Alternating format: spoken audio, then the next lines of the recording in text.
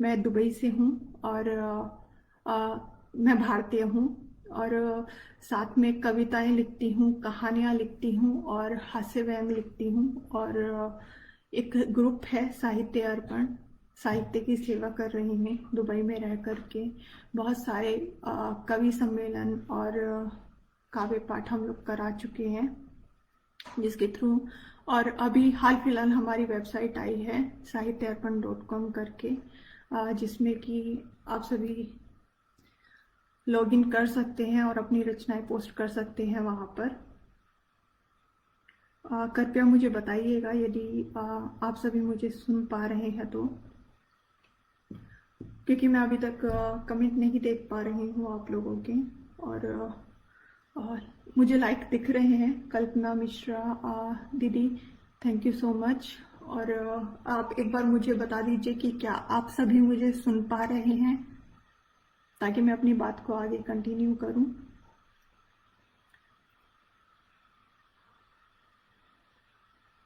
आपके पास लाइक करके आप सभी लाइक मत कीजिएगा, क्योंकि आज मैं आप सभी को बहुत सारे हादसे में ले जाने वाली हूँ। तो यहाँ पर रह करके सुनिएगा भी ध्यानपूर्वक। और धन्यवाद मीनू जी। क्या आप मेरी आवाज़ सुन पा रही हैं मीनू जी?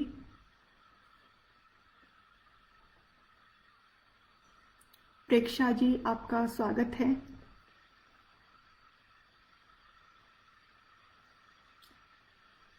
मुझे एक बार बता दीजिए कि क्या आप लोग मेरी आवाज़ सुन पा रहे हैं, तो मैं आगे कार्यक्रम शुरू करती हूँ फिर। बहुत बहुत धन्यवाद मीनू जी, इतनी सारी इमोजीज भेज दी है आपने स्वागत में, देखकर अच्छा लग रहा है। और जैसा कि मैंने आपको बताया कि मैं हास्य व्यंग लिखती हूँ, कविताएं लिखना मेरा बचपन का शौक है। थैंक यू सो मच कल्पना दीदी। और मुझे सच में बहुत अच्छा लगा कि आप आई लाइव में। और मतलब कि दिन बन गया एक तरीके से, ये कह सकते हैं धन्यवाद मीनू जी। और जैसा कि मैंने आपको बताया, हाल फिलहाल हम लोगों ने वेबसाइट शुरू की है। जब तक कि ज़्यादा लोग जुड़े तब तक मैं थोड़ा बता देती हूँ साहित्य अर्पण के बारे में आप सभी को। साहित्य अर्पण एक वेब पोर्टल पर है। पहले हम लोगों ने 2 साल पहले, 3 साल पहले हम लोगों ने ग्रुप फेसबुक पर स्टार्ट किया था। और अभी फिलहाल ये पूरे वर्ल्ड में फैल चुका है एक तरीके से। और इसमें लगभग हम लोग मैगजीन भी निकालते हैं, ई मैगजीन, क्योंकि मैं फिलहाल विदेश में रह रही हूँ। और हम लोग ये पटल पर कार्य शुरू नहीं कर सकते हैं, मतलब कि एक भूमि पर कार्य नहीं शुरू कर सकते, क्योंकि मेरा इंडिया बहुत कम जाना होता है। अभी फिलहाल तो हम लोग कोविड की वजह से पूरा 1 साल हो गया है, लेकिन 8 महीने में एक बार चले जाते हैं India. Thank you so much Ankita, तुम्हारा स्वागत है। तो मैं, क्योंकि मेरे पास सिर्फ 1 आवर है, वैसे मैं मीनू जी माफ़ी चाहूँगी, क्योंकि मैं बातें बहुत ज़्यादा करती हूँ। और मतलब कि, लेकिन मैं सुनाऊंगी भी। आज बहुत कुछ मौका मिला है।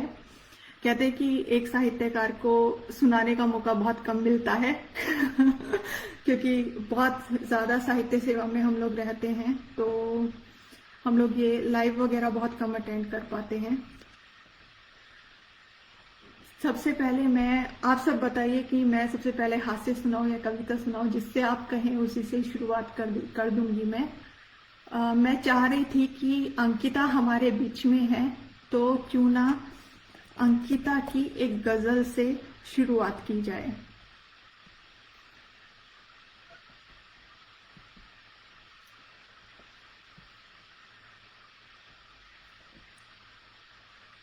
एक छोटी सी गजल है अंकिता भार्गव की।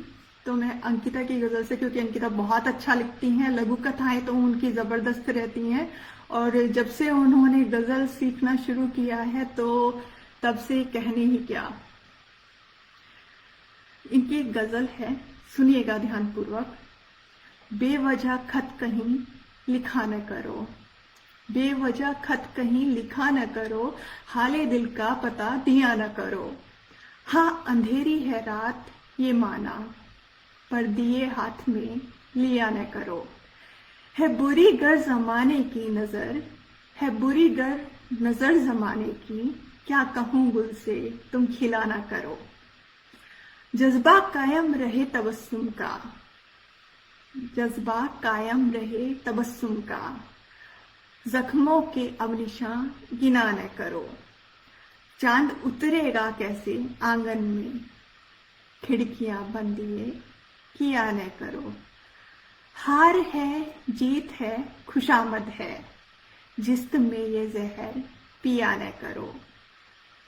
ये हमारी प्यारी सी छोटी सी अंकिता ने लिखा है। वैसे अंकिता उम्र में मेरे से बड़ी है, लेकिन मुझे हमेशा ऐसे ही लगता है कि छोटी सी बच्ची है जो धीरे धीरे बड़ी हो रही है। बहुत सुंदर अंकिता। और नमस्कार नूतन गर्ग जी, धन्यवाद आपका, स्वागत है आपका। और अब मैं आपको आपका अधिक समय न लेते हुए मैं आपको मेरी एक रचना की तरफ लेकर जा रही हूँ। थोड़ा सा हम लोग सीरियस बात कर लेते हैं, फिर हम हास्य व्यंग की तरफ बढ़ेंगे, तब तक और भी लोग जुड़ जाएंगे। मुट्ठी भर सितारे हाथ में लिए बैठे हैं, मुट्ठी भर सितारे हाथ में लिए बैठे हैं, हम चमचमाते नजारे लिए बैठे हैं। कौन कहता है कि सिर्फ इश्क से ही चलते हैं दिल, हम तो दिल को किनारे लिए बैठे हैं। बड़े देखे हैं चाहने वाले दुनिया में, बिकने वाले भी तो हाथ में दिनारे लिए बैठे हैं। कुवैत में दिनार चलती है, तो मैंने वही दिनार का जिक्र यहाँ किया है। सूखा और पतझड़ तो बस मौसमी है, जरा पूछो उनसे जो बहारें लिए बैठे हैं। नर्म मिट्टी पर चल देते हैं सब मजे में, हमसे पूछो रास्ते में चीन की दीवार लिए बैठे हैं। किसी ने कहा था कि नेहा छोड़ दो साथ न दे जो, किसी ने कहा था कि नेहा छोड़ दो जो साथ न दे, हम घाव को ठीक होने के सहारे लिए बैठे हैं, हम घाव को ठीक होने के सहारे लिए बैठे हैं। यह थी मेरी कविता लिखी हुई। और हेलो नीरज जी, कैसे हैं आप? धन्यवाद नूतन जी, बहुत बहुत धन्यवाद आपका। हंसा श्रीवास्तव जी, नमस्ते हंसा जी, आपका स्वागत है। और दरअसल मेरी एक कहानी है, मैं बहुत लोगों को सुना चुकी हूँ। आज मुझे लगता है शायद चित्रा जी के यहाँ बहुत सुबह होगी, और सुबह का समय ऐसा होता है भाग दौड़ का। और नमस्कार अशोक जी। और नेट नहीं चल रहा है कई दिनों से, कोई बात नहीं, आप इसे लाइव को बाद में भी सुन सकते हैं, और चाहे तो घर वालों को भी सुना सकते हैं। धन्यवाद हंसा जी।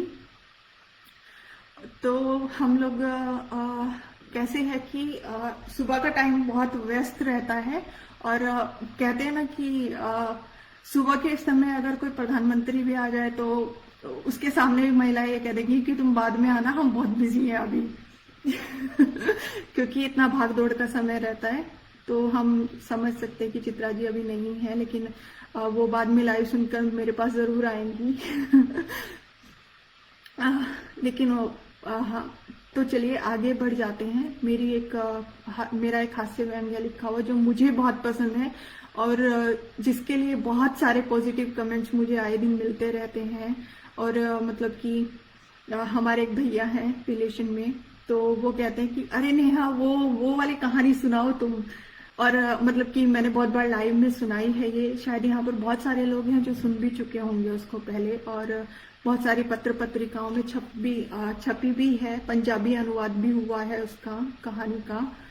तो मैं आप सभी के समक्ष वो कहानी प्रस्तुत करूंगी अभी।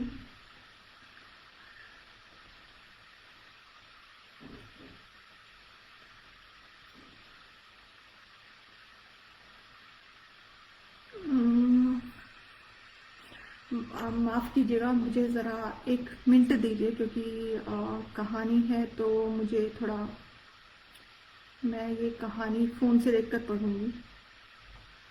और वो बहुत सारे लोग होते हैं जो फोन से देखकर पढ़ते हैं, तो ये मैं भी थोड़ा ऐसी हूँ, क्योंकि मुझे लंबी कहानियां मुझे जल्दी से याद नहीं होती हैं। अब ये कहानी का शीर्षक है बहुत सारे लोगों के मुंह में पानी भी आएगा, तो थोड़ा बिल्कुल नीरज जी, मन है कि उदयपुर घूमे। थोड़ा कोविड का चक्कर हो गया है, लेकिन आपकी ख्वाहिश भी बहुत जल्दी पूरी होगी कि हम उदयपुर जरूर आएंगे कभी ना कभी। घुमक्कड़ में हम लोग पक्के हैं। मैं और मेरे हस्बैंड को कितना भी घुमा लो, हम बहुत पक्के हैं घुमक्कड़ी में। कहानी का शीर्षक है टिक्की। सुनिएगा। हमें टिक्की खाने का बहुत शौक है। बस चाट टिक्की देखते ही हमारी लार टपकने लगती है। गुस्सा हुए कभी तो टिक्की खिला दो, आसानी से मान जाते हैं। वैसे भी कहानी बहुत बोरिंग है, आगे सुनना है तो अपने रिस्क पर सुनना। और बाद में कमेंट या मैसेज करके मत बोलना कि इतना पकाऊ कैसे लिख दिया। तो बात तब की है जब हम शादी होकर दूसरे घर को चमकाने गए। चमका कितना वो तो पता नहीं, पर आए दिन धमाके जरूर होते हैं। हमारी जीभ बहुत ज्यादा चट्टो चटोरी है, खाना कम खाते हैं और चाट पकौड़ी कितनी भी खिला लो। अब नई नई शादी हुई हमारी, जीभ पर लगाम कैसे लगाएं। 1 या 2 महीने चुप बैठे रहे, फिर एक दिन शाम के समय पतिदेव को बोल ही दिया, ए जी सुनो ना। इन्होंने पलटकर बड़े प्यार से देखा कि कुछ तो गड़बड़ है। आज पत्नी महारानी अपेक्षा से ज्यादा शहद जीभ से टपका रही है। वैसे हम मीठा ही बोलते हैं। ये छोड़कर कहानी पर वापस आते हैं। तो पतिदेव ने शक भरी नजरों से देखते हुए कहा, बोलो जानू। उनको लगा हम फैमिली प्लानिंग के बारे में बात करने वाले हैं उनसे, पर हमारा इरादा तो कुछ और ही था। हम आंखें निकालते हुए बोले, ज्यादा रोमांटिक होने की जरूरत नहीं है। पतिदेव मुंह फुलाकर मुंह दूसरी तरफ कर बैठ गए। फिर हम प्यार से बोले, अच्छा ठीक है, सॉरी बोलते हैं, ऐसे नहीं बोलेंगे, पर सुनो ना। पतिदेव बोलो। पतिदेव हमारी तरफ देखते हुए बोले। फिर हम लंबी सांस खींचते हुए बोले, हमें ना टिक्की खाने का कई दिन से मन कर रहा है, आप ला देंगे ना। पतिदेव बोले, बस इतनी सी बात। मैं पता नहीं क्या सोच रहा था। हमने पूछा, क्या सोच रहे थे। वो बोले, चल छोड़, सो जा, कल ऑफिस जाना है, मुझे देर हो रही है। हम लाइट ऑफ करके खुश होते हुए टिक्की के सपने देखने के लिए सोने चले गए। अगले दिन पतिदेव को कान में टिक्की लाने का याद दिलाकर हम इतराते हुए उनको ऑफिस भेज वापस घर के काम में लग गए। शाम का हमें बेसब्री से इंतजार था। बार बार दरवाजे पर देख रहे थे। सास बार बार पूछती, क्या हुआ बहू, बाहर काहे बार बार देख रही है, कोई आने वाला है क्या। हम सिर झुकाकर वापस काम में लग जाते। पतिदेव आए और आकर चाट हमें थमा दी चुपके से। अब एक नई परेशानी, वो ये कि इसे घर में खाए तो खाए कैसे, क्योंकि घर में सब सदस्य चेस की गोटियों की तरह बिखरे पड़े थे। हमने चुपके से टिक्की छुपाकर आटे के कनस्तर के पीछे रख दी कि बाद में खाएंगे आराम से। यही सोचकर रात को खाने के बाद हम और घर के बाकी सदस्य सोने को चले गए। आधी रात को अचानक ब्रूम की जोर से आवाज हुई। सबके कमरे की लाइट जली। सब रसोई की तरफ भागे तो देखते क्या है, सब जगह आटा ही आटा फैला पड़ा था। कनस्तर का ढक्कन गोल गोल जमीन पर पड़ा घूम रहा था। कनस्तर दरवाजे के पास औंधे मुंह पड़ा हुआ था और हम आटे में लिपटे हुए खड़े थे। पतिदेव जो पीछे खड़े थे, मुंह पर हाथ रखकर हंसी दबाकर हम पर हंसे जा रहे थे और सास बोले जा रही थी, सत्यानाश, पूरे महीने भर का आटा गिरा दिया। कर क्या रही थी बहू यहाँ तू, बोल, मुंह में क्या दही जमा ली, बोल बता। ननंद हमारे पास आकर हमारे ऊपर से आटा झाड़ते हुए बोली, भाभी ये आटा आपके ऊपर गिरा कैसे। हम धीरे से ऊपर की तरफ इशारा करते हुए वो टिक्की वाला पैकेट दिखाया जिसमें से दही चटनी नीचे टपक टपक कर गिर रही थी।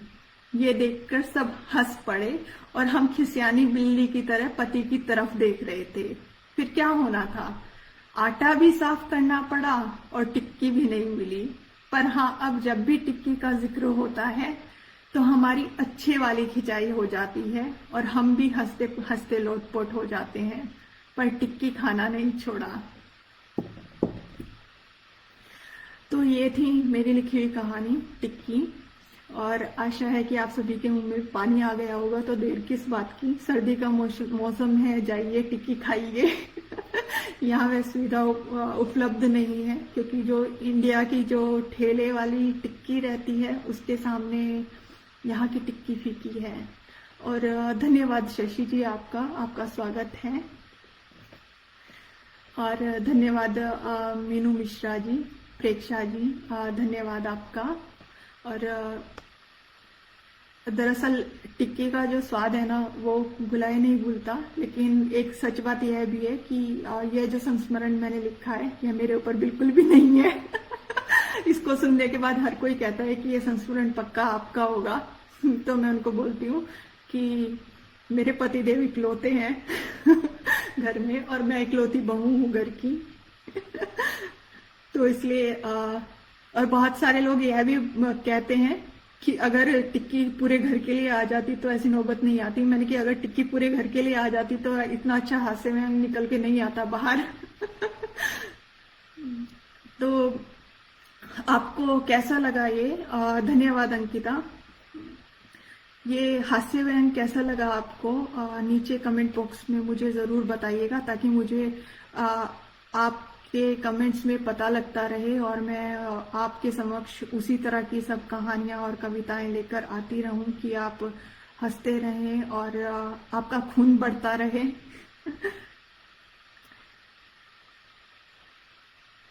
तो मैं एक कविता आप सभी के समक्ष और पढ़ती हूँ।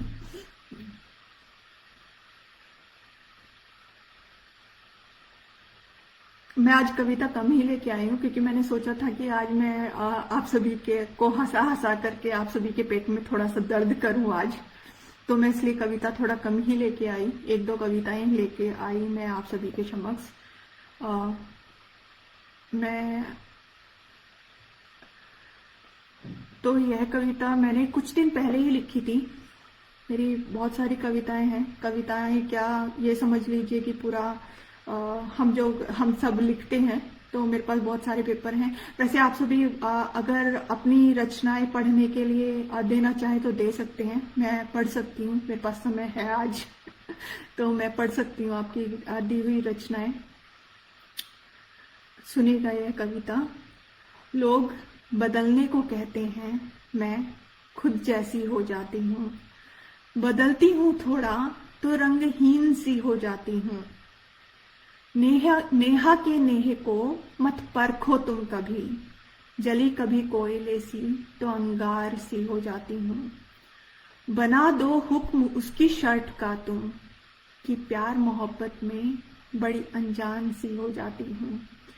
लड़कपन सी बातें अब कहाँ होती हैं मुझसे, बुढ़ापे में भी जवानी की बहार सी हो जाती हूँ।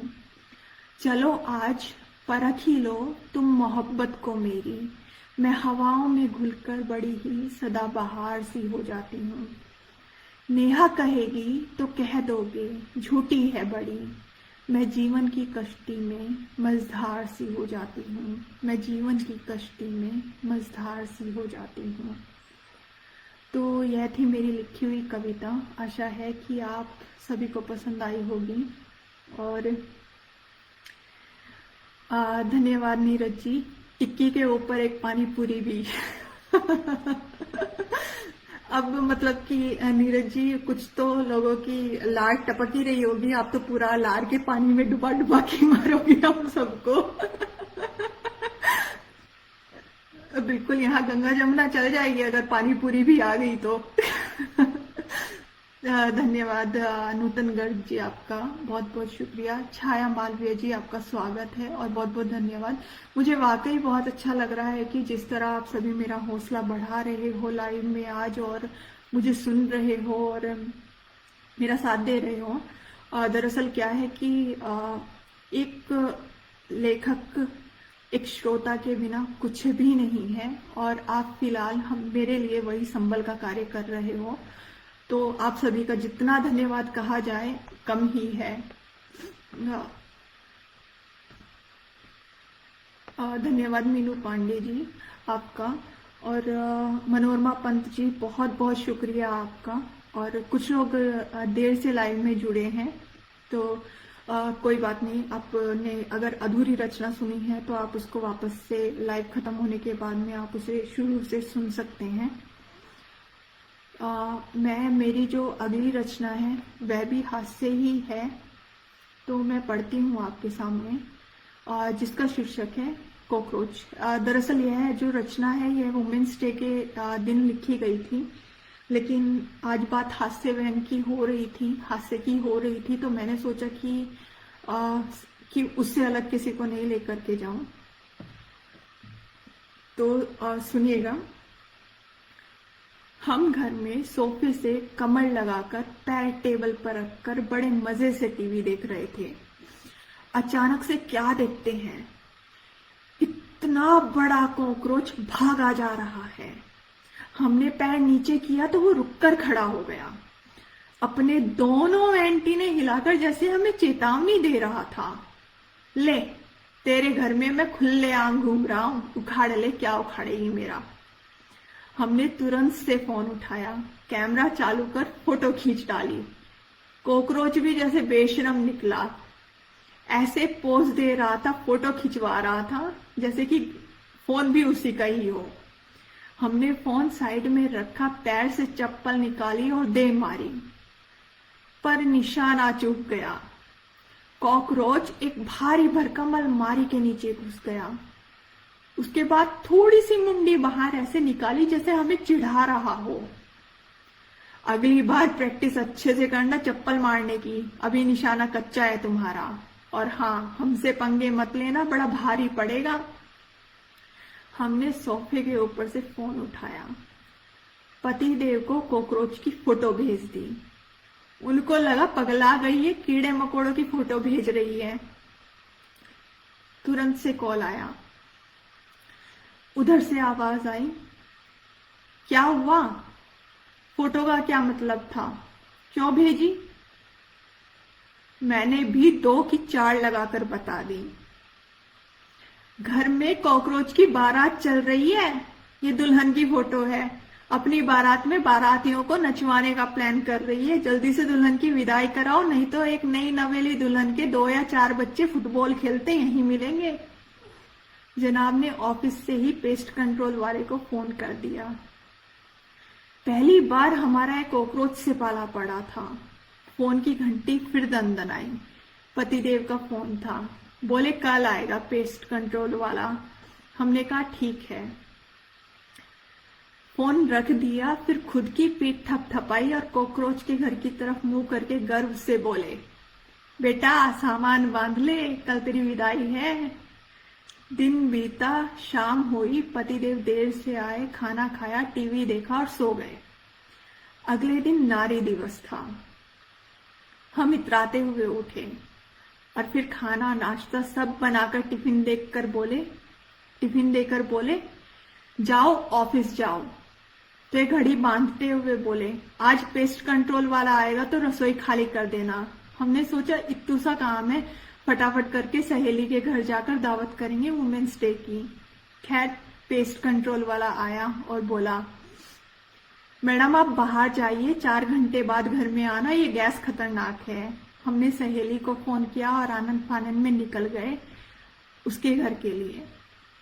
जब वहां से लौटे तो भयंकर बदबू दवाई की। हमने नाक पर रुमाल लपेट लिया, दरवाजा खोला, पतिदेव को फोन किया। पतिदेव बोले, घर की धुलाई करो अच्छे से घिस घिस कर। फिर क्या था, झाड़ू पोछा वाइपर मग बाल्टी लेकर लग गए घर की धुलाई में। पतिदेव का फिर से फोन बजा। फोन करके बोलते हैं हैप्पी वुमेन्स डे और हंसकर फोन रख दिया। हम अपना सा मुंह लेकर रह गए, सिर पर हाथ रखकर बोले हाय रे कॉकरोच। और अब पतिदेव भी ऑफिस से आकर हमारे साथ घर की धुलाई में जुटे थे। सच में कॉकरोच से पंगे लेना हमें भारी पड़ गया था और अब वुमेन्स डे हमें मुंह बना बना कर चिढ़ा रहा था। धन्यवाद मीनू जी। धन्यवाद नूतन जी। आपकी इमोजी देख करके समझ में आ रहा है कि आपको अच्छा लग रहा है सुनना। मित्रा शर्मा जी धन्यवाद आपका।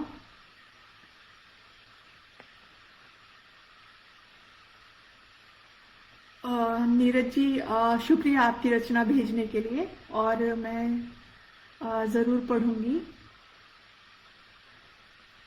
बहुत बहुत शुक्रिया आप सभी का, नूतन जी, प्रेक्षा जी। और नीरज जी ने अपनी एक रचना भेजी है तो मैं आप सभी के समक्ष प्रस्तुत करती हूँ। खुश रहता हूँ बहुत, फिर भी सीने में गमों से भरा हूँ मैं। जल रही है कहीं कोई आग अंतस में, लगता फिर भी हरा हूँ मैं। एक सहरा बियाबान सा मुझ में दिखता सदा नारी हूँ मैं। ना सांसें टूटे ना उम्मीदें छूटे, पतझड़ पे सावन का पहरा हूँ मैं। हवा उड़ रही मनमर्जी से, फिर भी बादल गहरा हूँ मैं। हर राह मंजिलों से हूँ वाकिफ, शांत तरुवर पर ठहरा हूँ मैं। आंखों से सुनता रहा मैं धड़कन, लोग समझे बहरा हूँ मैं। लोग समझे बहरा हूँ मैं। बहुत सुंदर रचना है नीरज जैन जी आपकी लिखी हुई है। और मतलब कि मन के भाव जो होते हैं ना काव्य में, वो एक काव्य ही है जिसमें उमड़कर आ जाते हैं सारे के सारे। मैंने हमेशा महसूस किया है एक चीज कि अगर आप लघु कथा लिखने बैठते हैं तो आपको उसके लिए बहुत समय चाहिए होता है, लेकिन जब आप काव्य लिखने बैठते हैं तो मन के जितने भाव होते हैं उसमें भी सारे उमड़ उमड़ के बाहर आते हैं। लेकिन बहुत तरह का होता है कि कुछ लोगों को काव्य लिखने में 10 दिन लगते हैं और कुछ होते हैं मेरी वजह से लिखा, छुट्टी की अभी लिखा, फिर क्या होता है मैं लिख करके रख लेती हूँ और फिर उसके बाद में अरे नहीं ये लाइन ठीक नहीं लगी है, इसको यहाँ से हटाओ, दूसरी लाइन ऐड कर देते हैं इसमें। तो एक्चुअली ये होता है सबके साथ में। और आप सभी का धन्यवाद। और वाकई में नीरज जी आपकी कविता बहुत अच्छी है। और अभी हम लोग मैं साहित्य पर चर्चा करने बैठूंगी तो फिर बहुत सारा टाइम हो जाएगा, तो क्योंकि मेरे पास अभी आधा घंटा ही बचा है मैं समय भी देख रही हूँ साथ में। तो अधिक बात न करते हुए मैं एक संस्मरण सुनाती हूँ। एक और संस्मरण आपको, हास्य है ये अभी, क्योंकि मैं आज आपको मैंने बोला है कि मैं आज आपके पेट दुखाने वाली हूँ हंसा हंसा करके ताकि आप सभी जो हंसगुल्ले हैं वो चलते रहें सभी के बीच में। शीर्षक है भाई। अब आप सभी को पता है सबके भाई हैं, और भाई मतलब कि जिनके नहीं है खैर उनके लिए मैं क्या कहूँ। और हम लोग, क्योंकि मेरा भी भाई है, एक छोटा है मेरे से। दरअसल जब भाई छोटा होता है ना तो ये होता है कि लड़ाई झगड़ा प्रेम सब कुछ होता है, और अहमियत का जब दूर होते हैं तब ज्यादा पता लगता है। नहीं तो किसी का ही बचपन शायद गुजरा हो जिनका बहनों में भाई बहनों में झगड़ा नहीं हुआ हो, और अब जब भी वो बातें याद करते हैं तो सभी के हंसते हंसते पेट फूल जाते हैं। बहुत बार जब परिवार मिलता है, शादी के बाद स्पेशली ये होता है कि जब परिवार मिलता है तो जितनी सारी पुरानी यादें होती हैं सब बाहर निकल के आती है। मिडिल क्लास फैमिली में अक्सर होता है ये, बाकी का मुझे नहीं पता है क्योंकि हम लोग मिडिल क्लास फैमिली से ही निकले हैं, बाहर पले बड़े हैं, पैदा हुए हैं। और तो कुछ वैसी ही कुछ यादें हैं, शायद कुछ यादें आपकी भी ताजा हो जाएं संस्मरण को सुनने के बाद में। तो सुनिएगा ध्यानपूर्वक। एक ही तो भाई है हमारा, उसे हम जान से ज्यादा प्यार करते हैं, क्योंकि भाई से ज्यादा दोस्त है। अब इस बात पर ज्यादा सेंटी होने की जरूरत नहीं है। जितना सीधा वो शक्ल से दिखता है उतना है नहीं। बचपन में बड़े बड़े कारनामे किए हुए हैं उसने। अब हम ठहरे सीधे साधे। हमको तो वो हमेशा बहला फुसलाकर अपने पाले में कर लेता था। कभी कभार नहीं मानते थे तो ब्लैकमेल भी करता था। तू मेरा काम नहीं करेगी ना तो मैं मम्मी को बता दूंगा, वगैरह वगैरह। हम भोली भाली हर बार उसके झांसे में आ जाते थे। तो हुआ यूं कि उसके कुछ छुटंकू छुटंकू दोस्त और हमारी एक या दो सहेलियां घर पर आई हुई थी। भैया जी ने बोला बाहर खेलते हैं। हम बोले बाहर तो धूप है। तो भाई आंखें टेढ़ी करके बोलता है तू चिंता ना कर बहना, इसका इलाज है मेरे पास। मैं बोली कुछ भी कर पर कुछ गड़बड़ मत करना हर बार की तरह। भाई जी अंदर गए और माँ की साड़ियों में से एक साड़ी निकाल कर लाए और दिखाकर बोले ये देख। हम आंखें फाड़कर उस साड़ी को देख रहे थे। भाई को बोलने ही वाले थे कि ये लाट साहब बड़ा उचक उचक कर इतराते हुए चलते बने। हम भी सहेली के साथ खिलौनों से दूसरे कमरे में जाकर खेलने लगे। भाई जी कुछ तो ठोक पीट में लगे हुए थे, हमने ध्यान नहीं दिया। जब शोर ज्यादा हुआ, माँ जो कि अंदर दोपहर में काम खत्म करके सो रही थी उठकर बाहर आई और जोर से चिल्लाई सत्यानाश। हम भी उस ओर भागे। देखते क्या है, माँ की साड़ी में खूब सारी खील ठोक ठोक कर भाई जी ने जो टेंट बना डाला है। ओए होए होए होए। माँ चिल्लाई जा रही थी। अभी पिछले हफ्ते सिल्क की साड़ी ली थी, एक बार भी नहीं पहनी, फॉल लगना बाकी था। हाय रे मेरी 3000 की साड़ी। माँ सिर पर हाथ रखकर चिल्ला रही थी और भाई सिर झुकाकर हाथ में हथौड़ा पीछे छुपाकर खड़ा था। उसकी शक्ल देखकर हंसी भी आ रही थी और दया भी। तो यह थी यह एक छोटा सा व्यंग था। धन्यवाद नितिन गर्ग जी। वाकई हंसना सेहत के लिए जरूरी है और आज मैंने वाकई सेहत का ध्यान रखने की ठान ली है कि आप सभी को हंसा कर रहना है। धन्यवाद मित्रा जी। दरअसल ये ना छोटी छोटी यादें होती हैं, तो हम लोगों को ऐसा लगता है कि जो याद मिले उसको संजो कर रख लो। बाकी तो सब चलता ही रहता है। और भाई बहन का रिश्ता तो होता ही खास है। खैर तो उसका क्या कहना।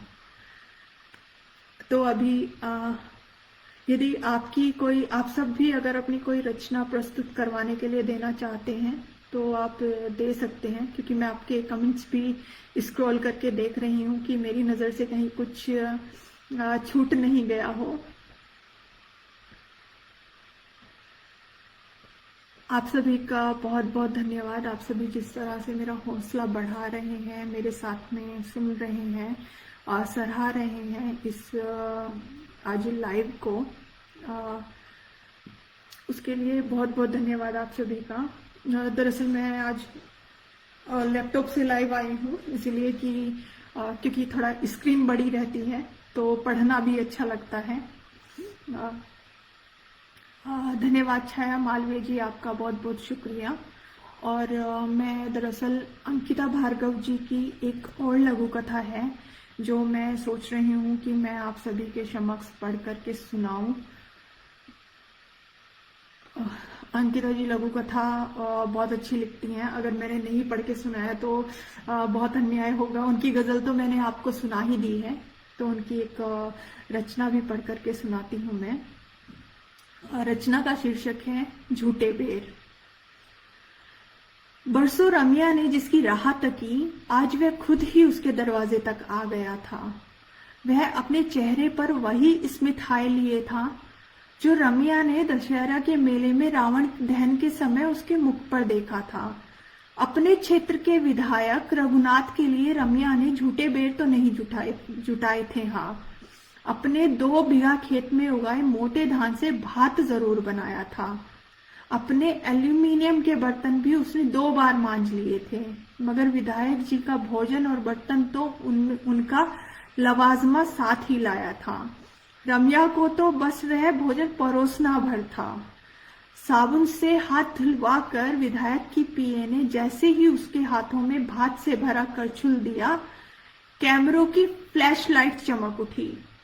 देखिए, आज शबरी के घर राम आए हैं। एक न्यूज चैनल की एंकर चीख रही थी और उसका चीखना सुन रम्या सोच रही थी, क्या सच में शबरी के घर राम आए हैं? मैंने आपके सामने अंकिता जी की रचना पढ़ दी है। नीरज जी बोलते हैं मैं एक साथ 100-150 भेज दूंगा, मतलब कि मुझे पूरी रात यहाँ बिठाने का इरादा है आपका। लाइव में। मीनू जी से पूछ लीजिएगा कि क्या वो मुझे झेल सकते हैं पूरी रात यहाँ ग्रुप में। हाँ बिल्कुल अंकिता। और दरअसल मेरा भाई बहुत तेज था बचपन से, और मैं सच कहूँ तो मैं पढ़ाई से भी भागती थी। मैं अपनी होमवर्क की कॉपी भी उसको पकड़ा दिया करती थी, भाई लिख दे। और भाई रात रात भर जगकर लिखने में लगा रहता था।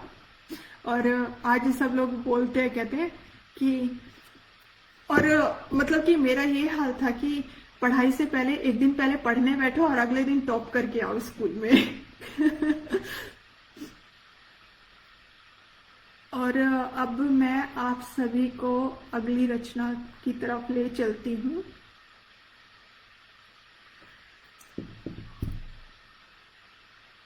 रचना का शीर्षक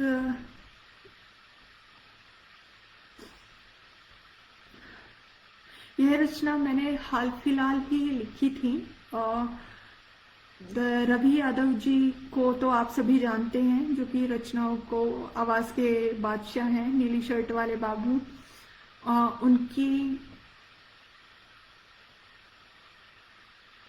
उनकी जो पुस्तक आई थी कुटुंब, उसमें ये रचना पब्लिश हुई थी। तो रचना का शीर्षक है, चलिए ये आपको अंत में सुनाती हूँ मैं। जो मेरी अगली रचना है वो घूंघट प्रथा के ऊपर है। घूंघट तो आप सभी को मालूम ही है, किसी ने निकाला होगा, किसी ने नहीं निकाला होगा। वैसे आज के टाइम में ये लगभग खत्म ही हो चुका है घूंघट प्रथा का। धन्यवाद अंकिता। और आपकी रचनाएं आवाज देने के लायक हैं, इसलिए मैंने आवाज दी है, क्योंकि आप बहुत बेहतरीन लिखती हैं। और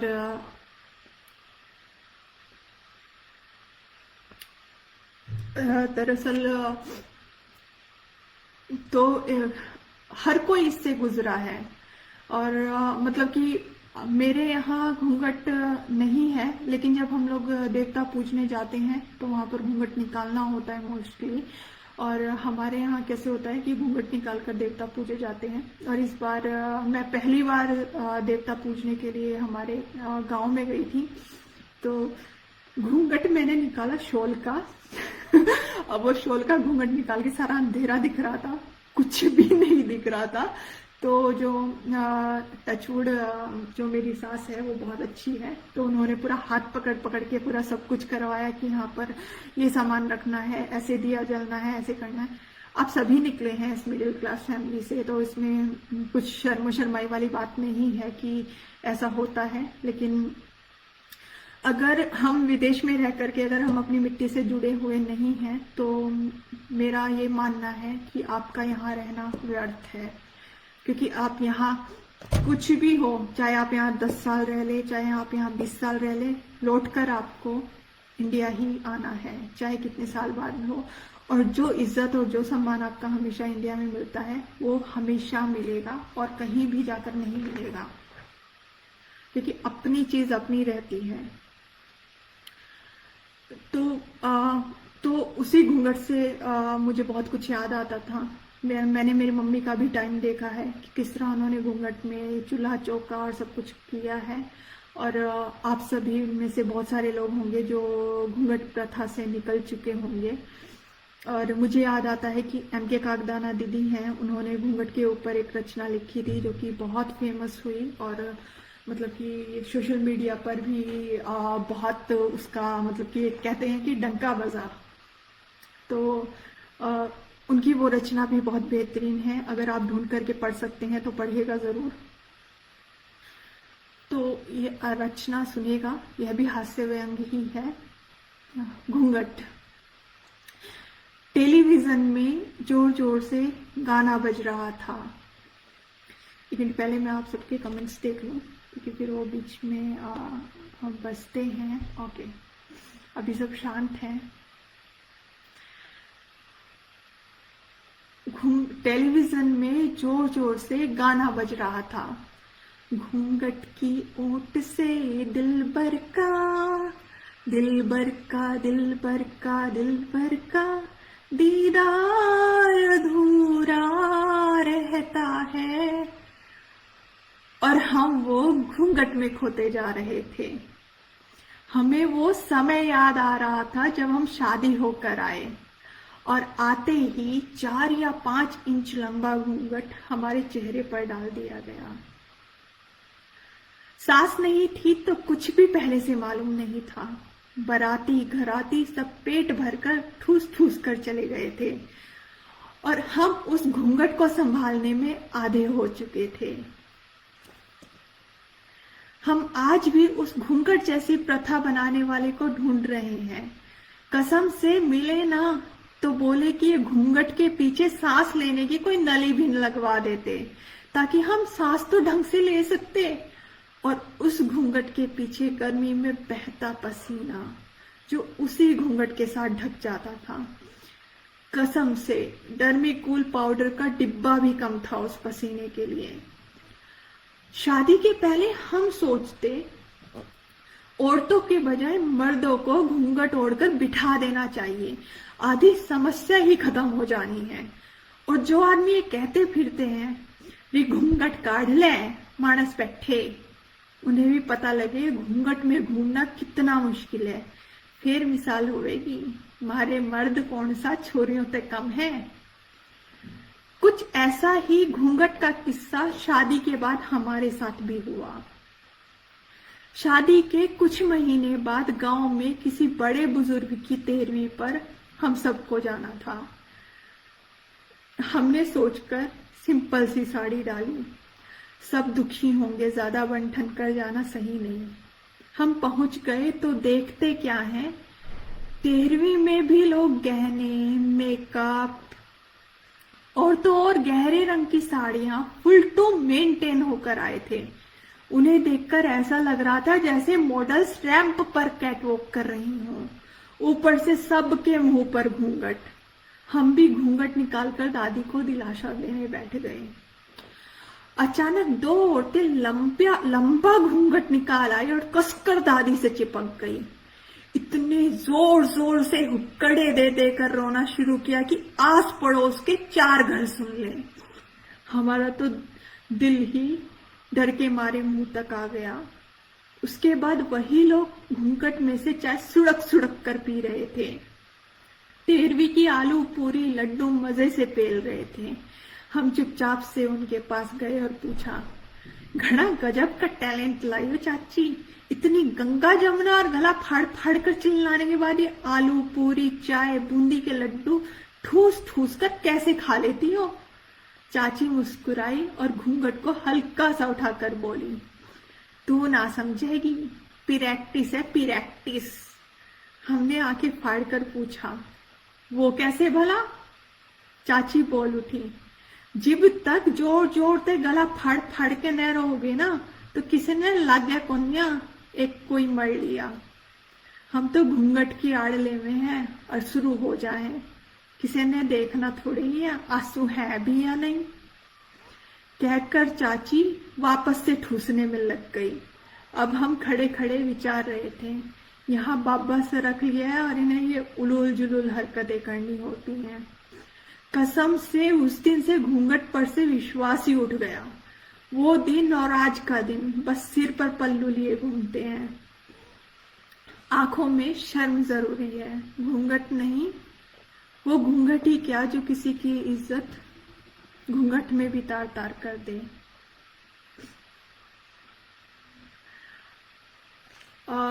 जी बताया था आपने नीरज जी की ये गाना उदयपुर में शूट हुआ था।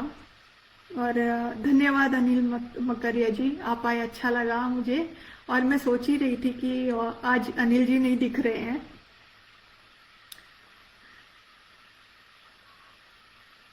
बहुत बहुत धन्यवाद आपका। और आप सभी ऐसे कमेंट करके मेरा हौसला बढ़ाते रहिए। मैं आप सभी को सुन रही हूँ। और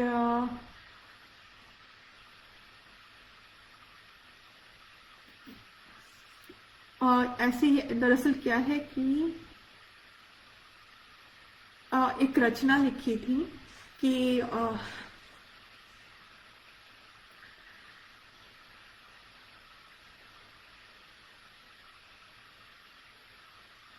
सुनिएगा ध्यान से। किसी ने कहा कि ठीक कर लो लिखे हुए को अपने। किसी ने कहा कि ठीक कर लो लिखे हुए को अपने। टूटे दिल की मरम्मत लिखने से कहाँ हो पाती है। भीड़ इकट्ठी सोशल मीडिया पर होती है अब।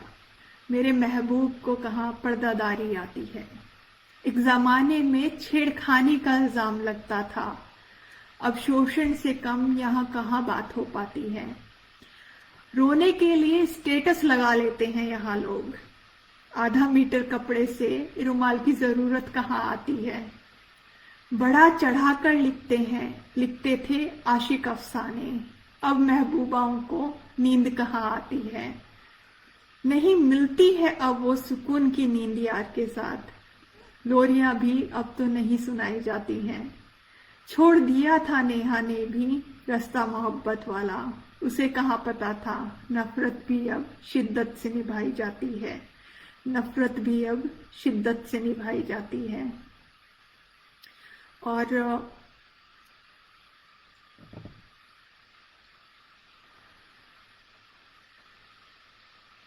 जी बिल्कुल छाया मालवीय जी। और बिल्कुल सही कहा आपने कि 13वीं में दरअसल ऐसा होता है कि जब हमेशा लोग ना औरतों को देखा है ज्यादातर कि सज धज कर जाना। और मतलब कि एक तरीके से सब बहुत ही गलत है ये, वैसे देखा जाए तो। लेकिन क्या करें, जमाना जैसा, क्या कह सकते हैं। और धन्यवाद अनिल जी। और सच में आप आए हैं, अच्छा लग रहा है। अरे वाह, राजकुमार अंकल जी भी आए हैं, राजकुमार कानू अंकल जी। धन्यवाद कानू अंकल जी आपका आने के लिए। और अब क्योंकि मेरे पास 10 मिनट बची हैं तो मैं अपनी एक अंतिम कहानी जो है हास्य ही है, क्योंकि आज आपको हंसाने आई हूँ मैं, तो मैं वही पढ़ूंगी। दिन भर की जो टेंशन होती है लाइफ में, मैं आज उन सभी से आप सभी को मुक्ति दिलाने के लिए आई हूँ ताकि आप सभी का थोड़ा खून बढ़ सके। और जो लोग थोड़ा सीरियस रहते हैं, मैं उन सभी से गुजारिश करूंगी कि थोड़ा सा हंस लीजिए। हंसने में टैक्स नहीं लगता है, आप सभी हंस सकते हैं। और अगर मेरे हास्य व्यंग से यदि किसी को कोई ठेस पहुंची हो तो मैं उसके लिए भी माफ़ी चाहूँगी। लेकिन मेरा मानना है कि आप सभी को हंसना ज़रूर चाहिए दिन में 1-2 बार। मैं दरअसल हास्य व्यंग बहुत कम लिख पाती हूँ, एक समय की कमी, और दूसरा कि मेरी बेटी अभी बहुत छोटी है, 5 साल की बेटी है मेरी, तो अभी बल्कि उसके एग्जाम्स भी हैं। तो होता है ना कि आपको सभी से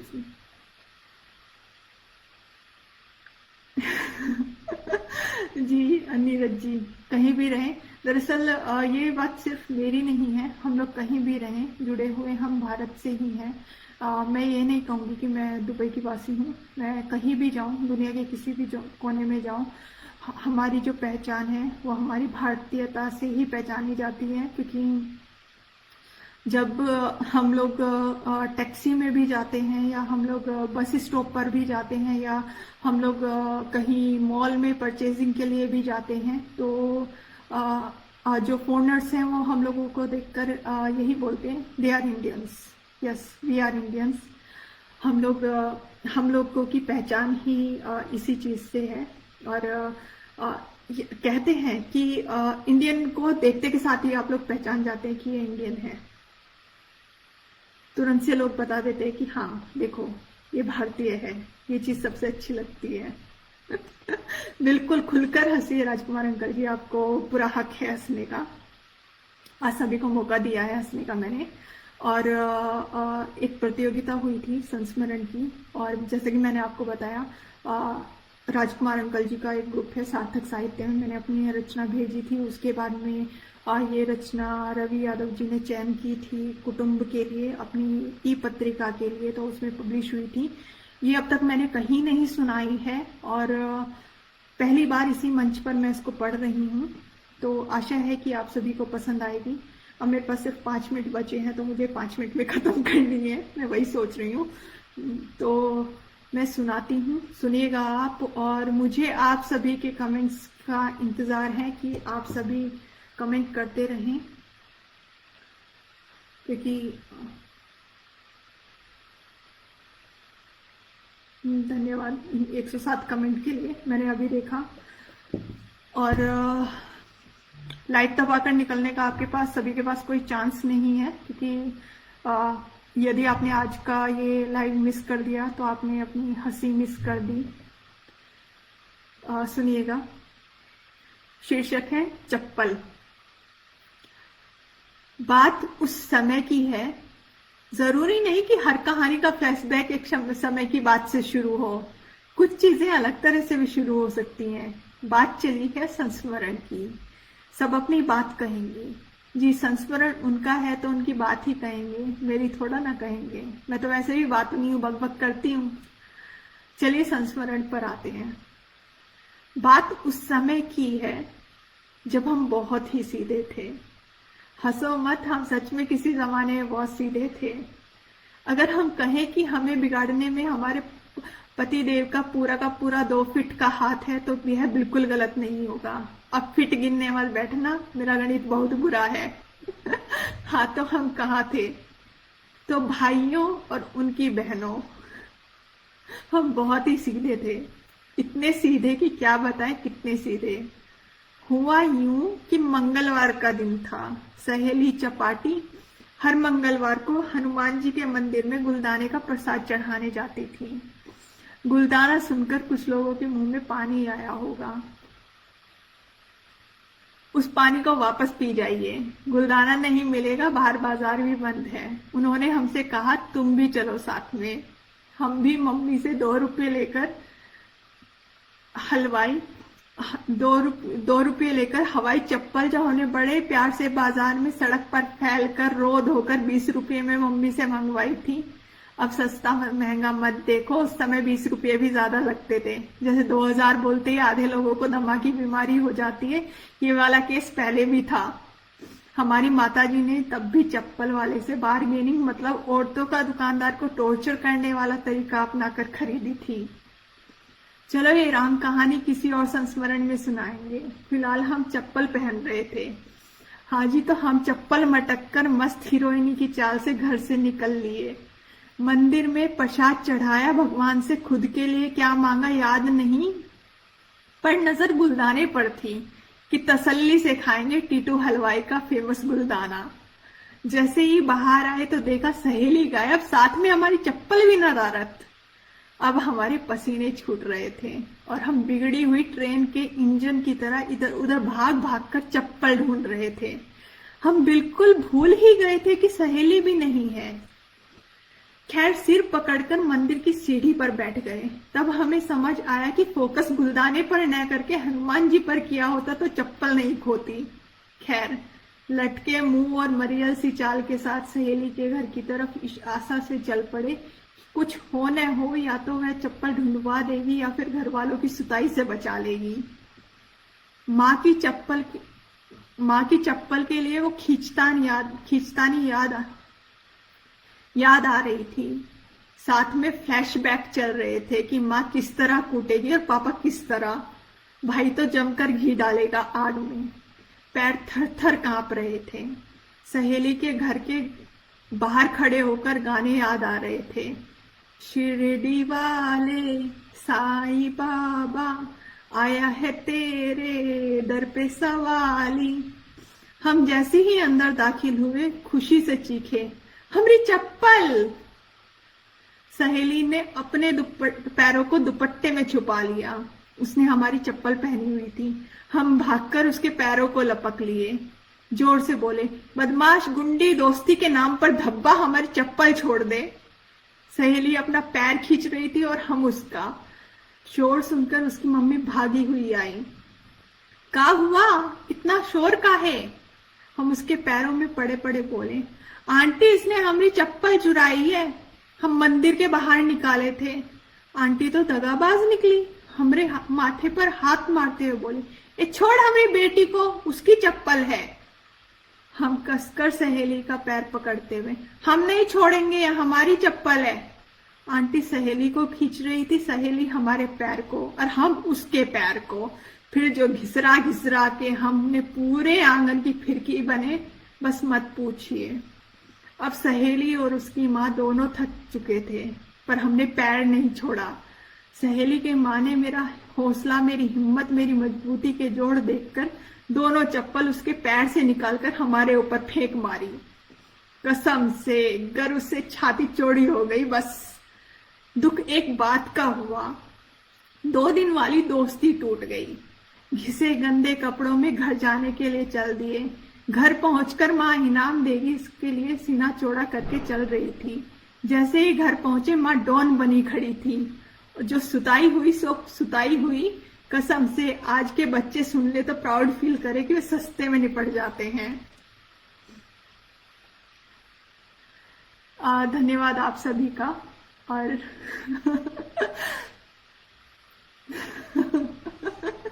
जी, राजकुमार जी, चप्पल याद रहनी चाहिए। बहुत बहुत शुक्रिया अनिल जी आपका। और सुषमा जी, आपका बहुत बहुत धन्यवाद। सुषमा जी ने बहुत सारी कविताएं मिस कर दी हैं, वो बहुत थोड़ा देर से आई। कोई बात नहीं, आप लाइव बाद में भी सुन सकती हैं। और क्योंकि अब सिर्फ 2 मिनट ही बचे हैं मेरे पास में, तो अब क्योंकि 2 मिनट की मेरे पास कोई रचना नहीं है कि मैं सुना सकूं, थोड़ा लंबी लंबी रचनाएं हैं बाकी। तो इन 2 मिनट में मैं सिर्फ आप सभी से यही कहूँगी कि हमारा साहित्य अर्पण करके समूह है और वेबसाइट है। मैं आप सभी से गुजारिश करूँगी कि आप सभी वेबसाइट पर आएं, लिखें अपनी रचनाओं को और उन्हें लाखों करोड़ों लोगों के बीच में पहुंचाएं और शेयर करें। आप सभी वहां जाकर के लॉगिन करके अपनी रचना वहां पर लिख सकते हैं। रचना लिखना, रचना पोस्ट करना वहां बहुत सेफ है। आप सभी अपनी रचनाएं बहुत सारे लोगों के बीच में पहुंचा सकते हैं। तरह तरह की वहां पर प्रतियोगिताएं भी होती हैं और अभी भी बल्कि एक प्रतियोगिता चल रही है और चित्र प्रतियोगिता। तो आप, क्योंकि यह बिल्कुल एक तरीके से अगर आप वहां पर अपनी रचना लिखते हैं तो जैसे होता है ना कि आप अपनी रचनाओं को इकट्ठा कर रहे हैं आपके प्रोफाइल में, तो इस तरीके से है। और गूगल से डायरेक्ट लिंक जुड़ा हुआ होता है वेबसाइट का, तो आप लोग बहुत सारे लोगों के बीच में अपनी रचनाओं को पहुंचा सकते हैं। जी, चप्पल तो मिल गई थी, फिर माँ से सुताई क्यों हुई? जी, कपड़े गंदे थे इसलिए। और माँ को रीजन थोड़ा ही ना चाहिए पीटने का। हमारी तो बेफालतू में भी हो जाती थी। धन्यवाद अनिल जी।